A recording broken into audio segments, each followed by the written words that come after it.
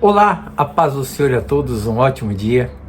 Quero agradecer a Deus por mais uma oportunidade em estar em sua presença. Hoje, dia 18 de dezembro de 2025, e Deus tem uma palavra para a sua vida.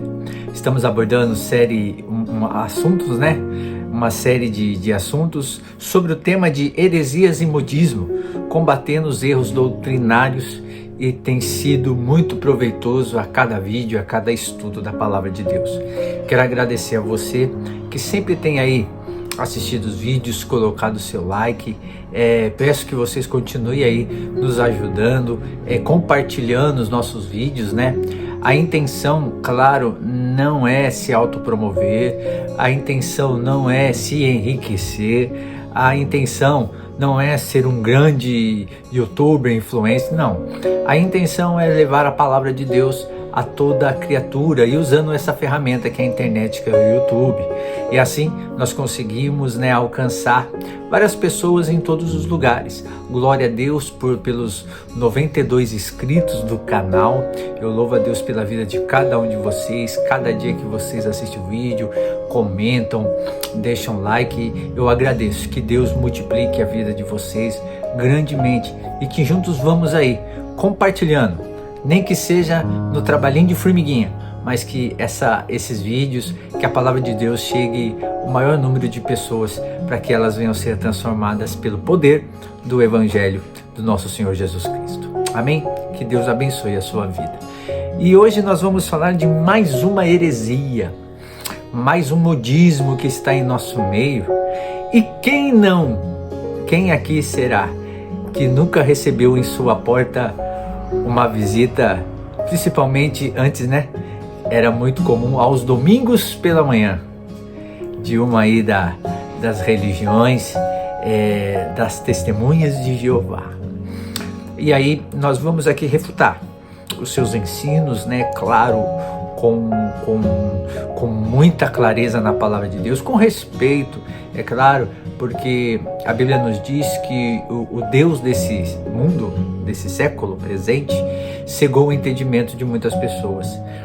Infelizmente, essa é um ensino, essa é um grupo que está crescendo muito e que infelizmente estão vivendo e andando cegamente, longe das Escrituras Sagradas, apesar de dizerem que tem a sua própria Bíblia Sagrada, mas que não tem nenhuma afirmativa e não tem nenhuma base bíblica doutrinária, que é a verdade da palavra de Deus.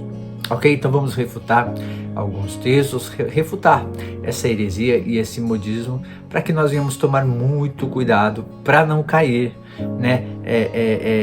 nos falsos ensinos presentes no nosso tempo. Amém? Vamos para um texto da Bíblia Sagrada, Filipenses capítulo 3, verso 17 ao 21, onde nós vamos dizer que nossa pátria é celestial, o nosso Salvador é divino, combatendo os testemunhas de Jeová. Diz assim a palavra do Senhor, 3,17: Sede também meus imitadores, irmãos, e tende cuidado, segundo o exemplo que tendes em nós, pelos que assim andam. Porque muitos há, dos quais muitas vezes vos disse e agora também digo, chorando, que são inimigos da cruz de Cristo. O fim deles é a perdição, o Deus deles é o ventre, e a glória deles é para a confusão deles mesmos, que só pensam nas coisas terrenas.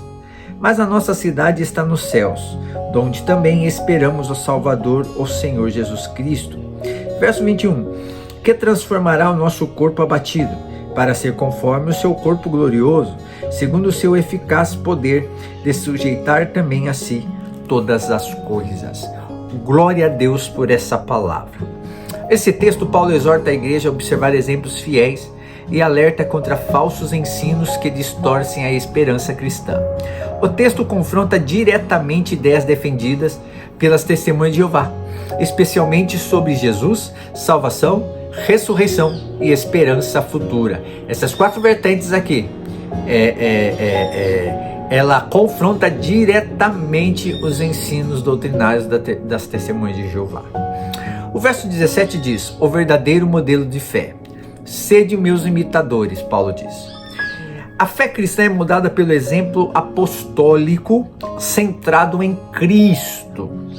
Doutrina e vida caminham juntos. Agora o confronto com os TJ.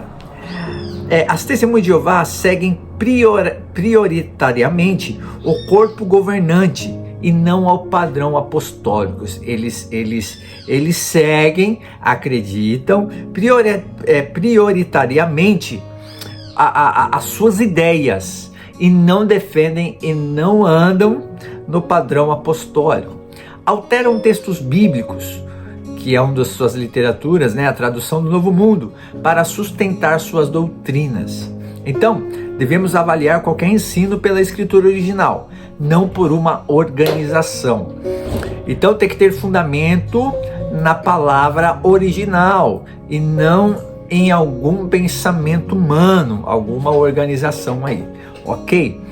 Verso 18 ou 19 diz: o fim dos inimigos da cruz. O fim deles é a perdição. Então, a cruz é central no Evangelho. A cruz é o centro de todas as coisas. Rejeitar a cruz é rejeitar a salvação bíblica. É rejeitar a obra de Jesus Cristo. Então, o que os TJs, o que eles fazem? Eles negam a cruz. Na sua Bíblia, eles colocam a cruz como estaca e esvaziam seu significado redentor. Quando você muda o significado, você esvazia. Você esvazia, porque a cruz, maldito é aquele que for pendurado na cruz. E a Bíblia, desde o Antigo Testamento, não está maldito é aquele que é pendurado numa estaca. Estaca e cruz tem seus valores bem diferentes. Então, já começa por aí.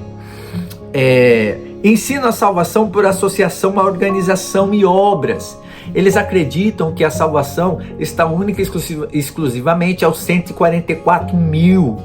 Mas não tem nada a ver isso. Eles batem que 144 mil santos lá é a organização dos TJ. Isso não tem nenhum respaldo bíblico. Então, quem rejeita a cruz de Cristo, rejeita o próprio Evangelho. O fim é a perdição. O verso 20 da parte A: nossa pátria está nos céus. A nossa pátria está nos céus. Então, todo cristão tem esperança celestial. Não há divisão de classes espirituais. Então, nós estamos no mundo, mas não somos do mundo. Nós somos cidadãos do céu. O que os TJs defendem? Ensino duas esperanças.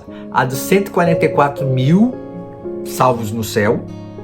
Essa eles denominam como fosse a organização deles. A maioria vivendo eternamente na terra, que os céus vai ser instituído aqui na terra.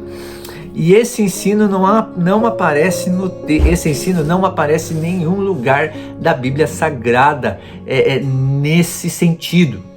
Então, a esperança cristã é uma só: estar com Cristo eternamente.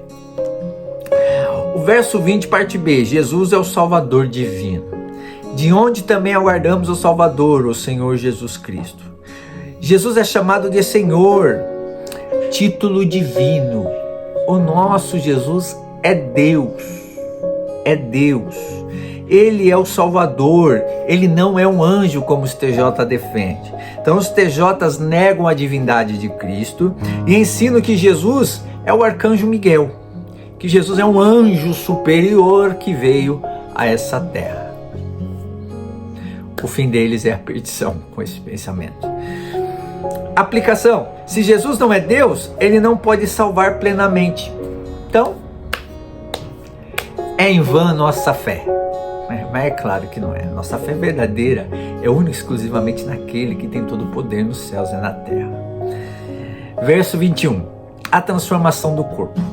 Transformará o nosso corpo de humilhação.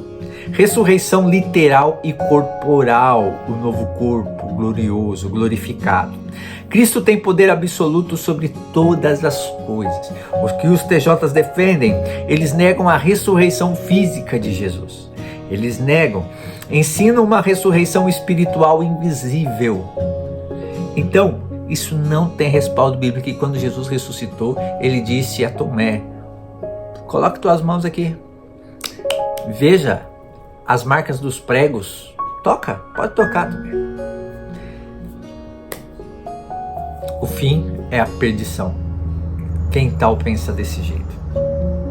Então nossa esperança não é simbólica, mas real e gloriosa. Todo olho e todo joelho se dobrará diante do nosso Senhor Jesus Cristo.